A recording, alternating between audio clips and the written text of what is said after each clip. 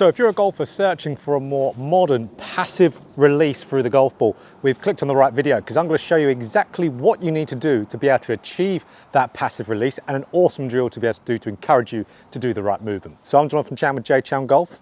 Let's get right into it.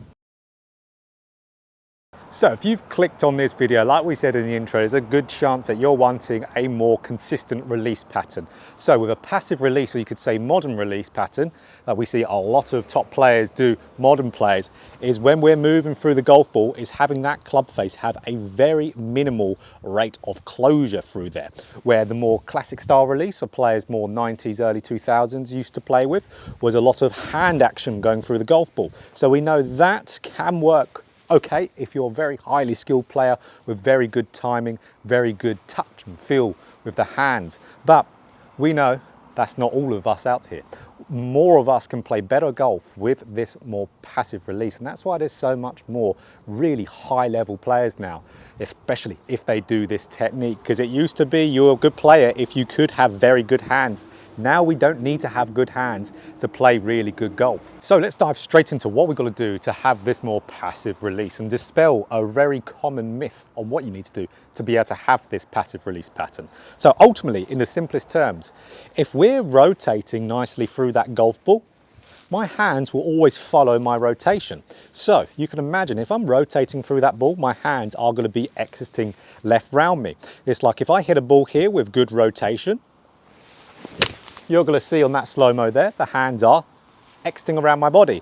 But if I then slow down the rate of my rotation of my hips and my body, but still keep the same constant speed of my arms going through there, I'm going to really have quite a flippy release there. So like we said, if we have a more flippy, more rolly release, we've only got that club face square for a very small space of time. Hopefully square at impact, but with a more modern passive release, we're having it for a lot longer because like we said, we're controlling it with our rotation. So in the simplest terms, to have a more passive release through the golf ball, we need to make sure our body is continuing to rotate through that golf ball. We need a continuous rotation through that ball, as you can see even with that little one there. Because if my body rotation stalls or slows down going through impact, my hands and arms are going to take over, I'm going to flip through the golf ball. So I need a continuous rotational movement through the ball to have this passive release with the hands exiting around me.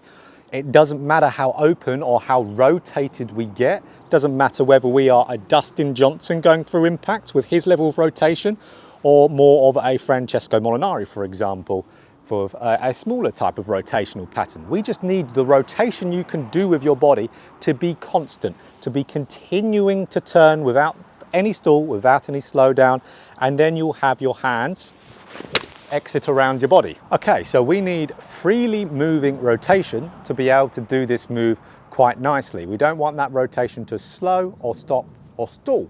So really from there are a few things we need to do to be able to rotate. So I'm just going to go through them briefly here, but I'll put a card up here on everything you need to do, or the main things you need to do in your golf swing to be able to have a rotational and freely rotational downswing. So after you've watched that, you can watch this video. I'll put it at the end, or you could click up on the card up there. So really when we're rotating through that golf ball, it's not quite as easy as just rotating through there. We need a couple main elements in our golf swing. So I'll go through the main ones here. One, the club face needs to be square. This is massive. If your club face is square, you can turn through that golf ball, club face will remain square going through the impact area. If your club face is open, coming into the downswing, your body will have to slow down and stall its body rotation in order for your hands and arms to take over to time up the shot. Because if you continue to rotate through the golf ball with a open club face, the ball's going to go massively right. Let's say one more main area is your shaft pitch in the downswing. If your shaft is moving overly steep in that downswing, again, your body won't want to rotate through that golf ball because you will just completely chop across it. You'll hit very down on the ball. So your body would have to really compromise its pivot, stalling out usually by early extension or dropping the trail shoulder, resulting in a flip because your hands, of course, are going to take over if your body stops there. So we need things in our golf swing that encourage us to rotate, not things where our body has to stop to manage at impact to hit the ball to our target. So again, there's that card up there. Okay, so let's say you're a golfer who is got everything they need to do to be able to rotate, but you're still having those hands flip through that golf ball. So this is where a brilliant drill will come into it here. Now, what we're going to do, we're going to grab an alignment stick. So what we're going to do with this alignment stick, we're going to place it towards the target line and outside the ball line here. So really, I'm going to place it around half a club's distance in front of my golf ball, and then from that point, another half a club's distance away as a rough kind of guide here. So I'm going to put this into the ground, and now this is a very straightforward but hard drill. So really, if I am coming through the golf ball with a bit of a flip release, there's a very big chance I'm going to hit this stick. So I actually need to move that closer because I did a flipping movement and didn't even hit it one bit. So if I've got this down here, if I have a flipping movement, hands and arms going through, there's a very big chance I'm going to hit this stick here. So we want this stick to really block that overly flippy release. So by me trying to miss this, my body will automatically try to rotate a little bit more going through the golf ball. So if we want to add in that rotation going through there, a drill like this will be really, really good. So I'm just going to hit a shot here, really quite a soft and small shot to start off with, just making sure my club is exiting underneath this, which is going to be ensuring that my club is exiting left. But I'm not going to do it via pulling in, I'm going to do it by turning my body through. So nice and soft and small to start off with, just to get me the feel of it.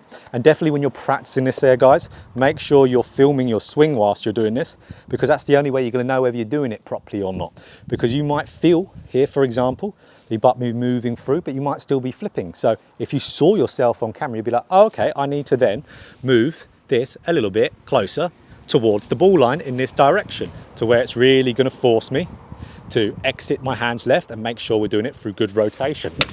So that really made me feel like I was very much exiting left, having a very good rate of rotation from there, and really extreme that feel of your rotation through the golf ball.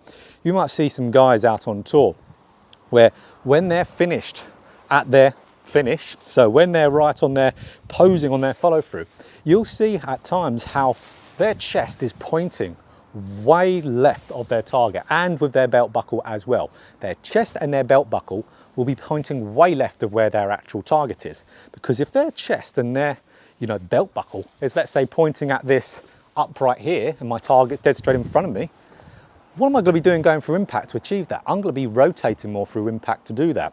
So if you wanted to pair a very simple rotational thought with this, getting your belt buckle and getting your chest, your zipper on your chest, to be pointing way left of your target while swinging underneath this. And building it up over time, hitting more shots as you feel more comfortable, getting yourself filming this area as well. You have to be filming this area to really make sure you know you're doing it correctly. That's how you're going to be able to get rid of this problem. And I say there's a really, really good training aid out there that really helps with this massively, and that's the Tour Striker PlaneMate. Very, very good training aid for this. And I know I sort of talk about Tour Striker a lot on my channel. I don't have any codes, any affiliates or sponsored by them at all. I just think they do really, really good training aids. But they're one, if you go and have a little look at that training aid, it will get you having that more rotational passive release through that golf ball. So really from there, what do we need? We need to be freely rotating through the golf ball there to be really getting this move. We don't need to rotate massively. We just need it to be continuous. We don't want it to stop. We don't want it to stall. That's the way our hands will exit around our body there. We need to, of course, make sure we've got the things in our swing to be able to rotate. I'll put a card, like I said, up there earlier. I'll have something on the end screen here if you want to watch that. And that's going to be it. And then, of course, a good feedback drill to go and have a go at there. So it's definitely a journey to get this into your golf swing, but once you do, you will benefit from it massively. You'll be having less closure of your club face going through there, and you'll be playing a hell of a lot more consistent golf. It's really getting that rotational move is going to be the key here. And within, I'd say, the next couple of weeks to next month, I've filmed a rotation course. So for you guys who are regular viewers of my channel, you'll know that I talk a lot about rotation. I've got a lot of videos out there on it, and I've condensed pretty much everything about rotation into this course. Now it is 15 videos long. Could be 14 actually, but it is about that much. I haven't edited them yet at the time of filming this video, but it is a lot of videos out there, but they are really all segmented. So they're going to be one, it's going to be teaching you coaching knowledge about rotation.